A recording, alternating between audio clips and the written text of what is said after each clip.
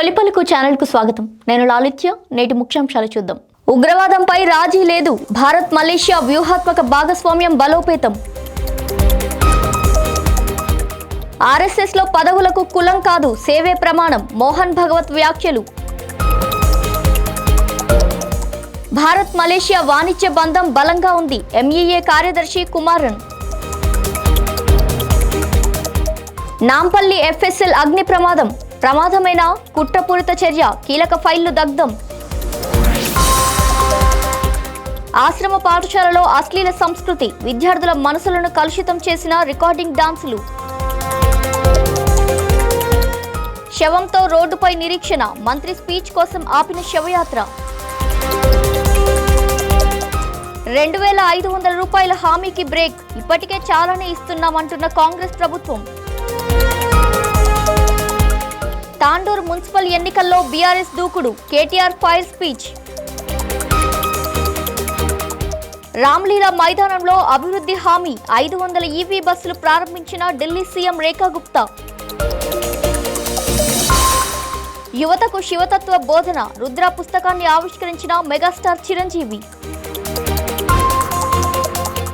కాంగ్రెస్ కు ఓటేస్తే పన్నుల భారం తప్పదు. కరీంనగర్లో బండి సంజయ్ ఫైర్. మలేషియా పర్యటనలో ప్రధాని నరేంద్ర మోదీ ఉగ్రవాదంపై భారత్ వైఖరి స్పష్టమని మరోసారి ప్రకటించారు. మలేషియా ప్రధాని అన్వర్ ఇబ్రహీంతో భేటీ అయిన మోదీ రక్షణ, జాతీయ భద్రత, వాణిజ్యంపై కీలక చర్చలు జరిపారు. ఉగ్రవాదం విషయంలో ద్వంద్వ వైఖరి, రాజీ పడే ధోరణికి తావులేదని ప్రధాని స్పష్టం చేశారు. భారత్ మలేషియా మధ్య మొత్తం 11 కీలక ఒప్పందాలు కుదిరాయి. సెమీకండక్టర్లు, డిజిటల్ ఎకానమీ, స్థానిక కరెన్సీల్లో వాణిజ్యం ప్రధాన ఎజెండాగా నిలిచాయి. ఇండో పసిఫిక్ ప్రాంతాల్లో శాంతి, అభివృద్ధికి కలిసి పనిచేస్తామని ఇరు దేశాల నేతలు ప్రకటించారు. సర్ సంఘ్ చాలక్ పదవికి కులాలు అర్హత కాదని ఆర్ఎస్ఎస్ చీఫ్ మోహన్ భగవత్ స్పష్టం చేశారు. హిందువుల్లో ఎవరు ఉత్తమంగా సేవ చేస్తారో, అందుబాటులో ఉంటారో వారికే ఆ పదవి దక్కుతుందని తెలిపారు. మరోవైపు ఆర్ఎస్ఎస్లో ఇంగ్లీష్ భాషకు శాశ్వత స్థానం ఉండదని భగవత్ అన్నారు. అవసరమైతే మాత్రమే ఇంగ్లీష్ వాడాలని, భారతీయ భాషలకే ప్రాధాన్యం ఉంటుందని తెలిపారు. హిందీతో పాటు అన్ని భారతీయ భాషలే జాతీయ సంస్కృతికి మూలమని ఆయన వ్యాఖ్యానించారు. ఆర్ఎస్ఎస్ కార్యకలాపాలు పూర్తిగా భారతీయ భాషల్లోనే కొనసాగుతాయని ఆయన వెల్లడించారు. ప్రధాని మోదీ మలేషియా పర్యటనపై ప్రత్యేక బ్రీఫింగ్లో ministry of external affairs MEA తూర్పు విభాగం కార్యదర్శి పెరియాస్వామి కుమారన్ కీలక వ్యాఖ్యలు చేశారు. ప్రధాని మోదీ మలేషియా పర్యటనలో భారతీయ సమాజ చరిత్రను ప్రతిబింబించే ప్రత్యేక ప్రదర్శన, 800 మంది కళాకారులతో సాంస్కృతిక కార్యక్రమాలు నిర్వహించారు. ఒకే చోట అత్యధిక మంది భారతీయ నృత్య కళాకారుల ప్రదర్శన మలేషియా బుక్ ఆఫ్ రికార్డ్స్లో చోటు దక్కించుకుందని తెలిపారు. మలేషియా పార్లమెంట్ సభ్యులు, మంత్రులు, భారతీయ సమాజ ప్రముఖులతో ప్రధాని మోదీ భేటీ అయ్యారు. నేతాజీ సుభాష్ చంద్రబోస్ నేతృత్వంలోని ఐఎన్ఏకి చెందిన 2 జీవించి ఉన్న వెటరన్లతో భేటీ ప్రత్యేక ఆకర్షణగా నిలిచింది. ఆసియాన్ భారత్ వాణిజ్య ఒప్పంద సమీక్షకు మలేషియా మద్దతిచ్చినందుకు ప్రధాని కృతజ్ఞతలు తెలిపారు. భారత్ మలేషియా వాణిజ్యం $20 బిలియన్ చేరగా సెమీకండక్టర్లు, డిజిటల్ టెక్నాలజీ రంగాల్లో సహకారం వేగంగా విస్తరిస్తుందని ఎంఈఏ వెల్లడించింది. నాంపల్లిలోని ఫోరెన్సిక్ సైన్స్ ల్యాబ్లో శనివారం ఉదయం 10:08 భారీ అగ్ని ప్రమాదం చోటు చేసుకున్న సంగతి తెలిసిందే. ఎఫ్ఎస్ఎల్ ఇన్స్పెక్టర్ శ్రీనివాస్ రెడ్డి ఫిర్యాదుతో పోలీసులు కేసు నమోదు చేసి దర్యాప్తు ప్రారంభించారు.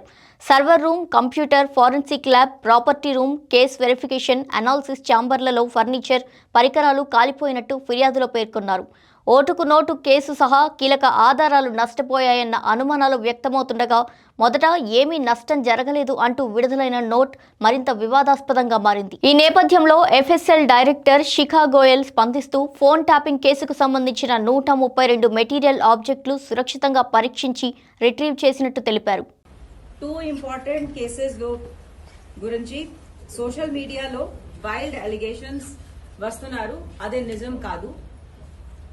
In both these cases, the first case of the Anti-Corruption Bureau, our case lo 16 material objects 2015 lo were received in the FSL, and all these cases reports were submitted to FSL in 2015 itself. Our case lo anni material objects have been returned back to the Honorable Court in 2021 itself. So ఆ case గురించి ఏం material objects, ఏం material మన FSL లో లేదు.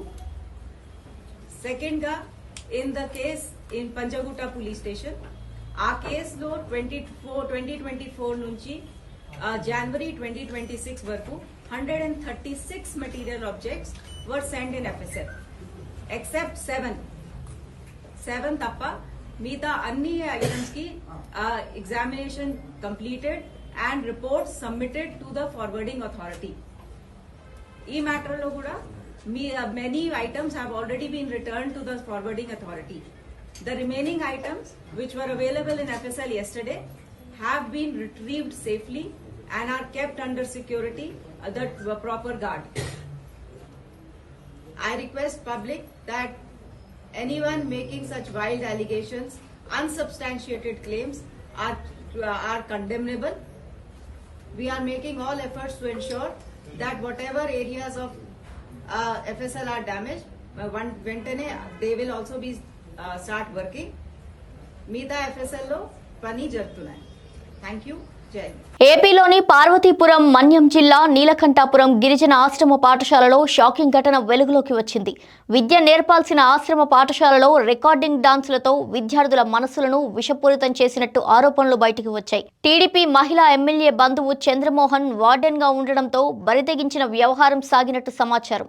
ప్రభుత్వ హాస్టళ్లలో గిరిజన పిల్లల చేత కూడా అర్థం లేని అభ్యంతరకర డాన్సులు చేయించారన్న విమర్శలు వినిపిస్తున్నాయి. చదువు కన్నా చెత్త వినోదంతో చిన్నారుల ఆలోచన విధానాన్ని చెడగొట్టే ప్రయత్నమంటూ స్థానికులు ఆగ్రహం వ్యక్తం చేస్తున్నారు. ఈ ఘటనపై వెంటనే చర్యలు తీసుకోవాలని, విద్యార్థుల భవిష్యత్తును కాపాడాలని డిమాండ్లు వెల్లువెత్తుతున్నాయి. జగిత్యాల జిల్లా కోరుట్లలో పోలీసుల అత్యుత్సాహం తీవ్ర వివాదానికి దారితీసింది. జిల్లా ఇన్ఛార్జ్ మంత్రి ఉత్తమ్ కుమార్ రెడ్డి ప్రసంగం ముగిసే వరకు శవయాత్రను ఆపేశారు. దాదాపు అరగంట పాటు రోడ్డుపై శవంతోనే కుటుంబ సభ్యులు, బంధువులు నిరీక్షించాల్సి వచ్చింది. మానవత్వం మరిచి వ్యవహరించారంటూ స్థానికులు, ప్రజలు తీవ్ర ఆగ్రహం వ్యక్తం చేశారు. శవయాత్రను ఆపడం అమానుషమని విమర్శలు వెల్లువెత్తాయి. మీడియా రంగప్రవేశం తర్వాతే అరగంటకు పోలీసులు శవయాత్రకు అనుమతినిచ్చారు. మహిళలకు నెలకు 2,500 రూపాయలు ఇస్తామన్న హామీకి కాంగ్రెస్ ప్రభుత్వం మంగళం పాడిందన్న ఆరోపణలు వెల్లువెత్తుతున్న విషయం తెలిసింది. ఎన్నికల హామీలు అమలు ఎప్పుడు అని మహిళలు ప్రశ్నిస్తుండగా ప్రభుత్వం స్పష్టత ఇవ్వడం లేదు. ఈ అంశంపై మంత్రి వివేక్ వెంకటస్వామి చేసిన వ్యాఖ్యలు దుమారం రేపుతున్నాయి. 200 యూనిట్ల ఉచిత విద్యుత్కు సుమారు 800 రూపాయలు, సన్నబియ్యానికి 2,500 రూపాయలు, ఆర్టీసీ ఉచిత ప్రయాణానికి 500 రూపాయలు లాభం వస్తుందని మంత్రి తెలిపారు. ఇలా మహిళలకు ఇప్పటికే నెలకు 3,000 రూపాయలకు పైగా ప్రయోజనాలు అందుతున్నాయని వ్యాఖ్యానించారు. దీంతో ఇంకా అడగొద్దన్నట్లేనా అంటూ మహిళల్లో అసంతృప్తి వ్యక్తమవుతుంది. నా 2,500 ఏమైంది? నేను ఇప్పుడు మంచిగా వివరంగా చెప్పాను. 200 యూనిట్లు 800 రూపాయలు, మీకు సన్న బియ్యము 2,500 రూపాయలు, అంటే 3,300 అయింది. ఇప్పుడు ఆ మహిళ గురించి అవసరం లేదు. కానీ ఎవరైతే బస్సు ఇంట్లో గొడవ అయిందనుకో, పోయి సీదా పోయి బస్సులో ఎక్కుతున్నారు, అవునా కదా? అది ఒక 500 సేవింగ్. తాండూరు పురపాలక సంఘం ఎన్నికల ప్రచారంలో బీఆర్ఎస్ పార్టీ దూకుడు పెంచింది. పైలట్ రోహిత్ రెడ్డి, చైర్మన్ అభ్యర్థి పట్లోల నరసింహులు ఆధ్వర్యంలో KTR road show, corner meeting నిర్వహించారు. కాంగ్రెస్ 6 గ్యారంటీల మాయలో ప్రజలు ఒక్క ఓటుతో 5 ఏళ్లు శిక్ష అనుభవిస్తున్నారని కేటీఆర్ విమర్శించారు. తాండూరుకు కేసీఆర్ ఇచ్చిన నర్సింగ్ కాలేజీని కొడంగల్ మెడికల్ కాలేజీగా ఢిల్లీలో చూపించి రేవంత్ రెడ్డి తీసుకెళ్లారని ఆరోపించారు. ఇది ముఖ్యమంత్రి చేసే పన? నిజాయితీగా ఉంటే ఈ నెల 11 లోపు జీవో తీసి కాలేజ్ని కొడంగల్కు తరలించబోమని ప్రకటించాలని సవాల్ విసిరారు. పైలట్ రోహిత్ రెడ్డి తాండూరు అభివృద్ధికి 1,680 కోట్లు తెచ్చారని, రాబోయే రోజుల్లో తాండూరుకు ఆయనే అండగా నిలుస్తారని కేటీఆర్ ధీమా వ్యక్తం చేశారు. మీకు మీ తాండూరులో కేసీఆర్ గారు నర్సింగ్ కళాశాల ఇచ్చిండు. ఇవాళ ఏం చేసిండు తెలుసా రేవంత్ రెడ్డి? ఆ నర్సింగ్ కళాశాల బిల్డింగ్ ను కొడంగల్ మెడికల్ కాలేజ్ బిల్డింగ్ అని చూపెట్టి, తాండూరులో ఉన్న బిల్డింగ్ రోహిత్ రెడ్డి తెచ్చిన బిల్డింగ్ ను తీసుకుపోయి కొడంగల్ మెడికల్ కాలేజ్ బిల్డింగ్ అని చెప్పి ఢిల్లీకి చెప్పుకొని మీ దగ్గర ఉన్న నర్సింగ్ కాలేజ్ ను తీసుకొని పోయిండు. ఇదేనా ఒక ముఖ్యమంత్రి చేయాల్సిన పని? ఇంకా ఆ ముఖం లేనోడంట వచ్చి 1000 కోట్లు ఇస్తాడంట తాండూరుకి. అరే, ఉన్న నర్సింగ్ కాలేజ్ ఎత్తుకపోయిన దొంగవు నువ్వు. ఇక్కడికి వెళ్ళి ఉన్న నర్సింగ్ కాలేజ్, కేసీఆర్ ఇచ్చిన నర్సింగ్ కాలేజ్ తాండూరుకు ఎత్తుకొని పోయిన దొంగవు నువ్వు 1000 కోట్లు ఇస్తావా? నిజాయితీ ఉంటే రేవంత్ రెడ్డి, నేను చెప్తా ఉన్నా తాండూరు గడ్డ మీద నుంచి, నిజాయితీ ఉంటే రేపు 11 తారీఖు లోపల జీవోది చెప్పు. తాండూరుకి ఇచ్చిన నర్సింగ్ కాలేజు తాండూరులో ఉంచుతా, కొడంగల్కు తీసుకపోను అని నిజాయితీ ఉంటే చెప్పు, అంతేగాని దొంగ మాటలు చెప్తే తాండూరులో నమ్మనికి ఎవరు లేరు. ఢిల్లీ రామ్లీలా మైదానంలో 500 ఎలక్ట్రిక్ బస్సులు ఢిల్లీ పానీపట్ అంతర్రాష్ట్ర బస్సు సర్వీస్ను సీఎం రేఖా గుప్తా ప్రారంభించారు. ఈ కార్యక్రమం సందర్భంగా గత ప్రభుత్వాలపై ఆమె తీవ్ర విమర్శలు గుప్పించారు. ఇదే రామ్లీలా మైదానంలో గత పాలకులు ప్రజలను మోసం చేశారని అన్నారు. అయితే ఇప్పుడు అదే వేదిక ద్వారా ఢిల్లీ ప్రజల విశ్వాసాన్ని తిరిగి పొందామని వ్యాఖ్యానించారు. అభివృద్ధి హామీతో ప్రజలకు ఈ కార్యక్రమాన్ని అంకితం చేస్తున్నామన్నారు రేఖా గుప్తా. పర్యావరణ హిత రవాణాతో ఢిల్లీని కొత్త దిశలో తీసుకెళ్తామని సీఎం రేఖా గుప్తా స్పష్టం చేశారు. నేటి యువతకు శివపురాణంపై అవగాహన కల్పించాలనే లక్ష్యంతో రుద్ర పుస్తకాన్ని రచించిన కొండా సుష్మితా పటేల్కు అభినందనలు వెల్లువెత్తుతున్నాయి. ఆధ్యాత్మిక విలువలు, సాంస్కృతిక వారసత్వాన్ని యువతకు చేరువ చేసేలా ఈ గ్రంథం రూపొందించిందని మెగాస్టార్ చిరంజీవి ఆమెను ప్రశంసించారు. ఇలాంటి విలువైన పుస్తకాలు నేటి తరానికి ఎంతో అవసరమని చిరంజీవి వ్యాఖ్యానించారు. రుద్ర గ్రంథాన్ని చిరంజీవి అధికారికంగా ఆవిష్కరించడం ప్రత్యేక ఆకర్షణగా నిలిచింది. పుస్తక రచయిత్రి, మంత్రి కొండా సురేఖ కుమార్తె కొండా సుష్మితా పటేల్ను పలువురు అభినందించారు. పుస్తకాన్ని ఆవిష్కరించిన చిరంజీవికి మంత్రి కొండా సురేఖ కృతజ్ఞతలు తెలిపారు. మున్సిపల్ ఎన్నికల్లో కాంగ్రెస్ పార్టీకి ఓటేస్తే పన్నులు పెంచుతారని కేంద్ర మంత్రి బండి సంజయ్ ఆరోపించారు. కరీంనగర్ జిల్లా చొప్పదండిలో ఎన్నికల ప్రచారంలో పాల్గొన్న ఆయన తనదైన శైలిలో వ్యాఖ్యానించారు. నేను అబద్ధాలు చెప్పను, నిజం మాట్లాడతా, అందుకే నాకు బీపీ షుగర్లు లేవు అంటూ చమత్కరించారు. బీజేపీ అభ్యర్థులను గెలిపిస్తే ఢిల్లీ నుంచి నిధులు తీసుకొస్తామని హామీ ఇచ్చారు. కబ్జాదారుల అంతు చూస్తానని, ప్రజల ఆస్తులకు రక్షణ బాధ్యత తనదేనని భరోసా ఇచ్చారు. ఈ ఎన్నికల్లో బీజేపీ విజయం ఖాయమని, కరీంనగర్ మేయర్ పీఠం బీజేపీదేనని బండి సంజయ్ ధీమా వ్యక్తం చేశారు. ఇవి వాల్టి బులెటిన్ డీటెయిల్స్. మరో బులెటిన్తో మళ్ళీ కలుద్దాం. చూస్తూనే ఉండండి తొలి పలుకు న్యూస్.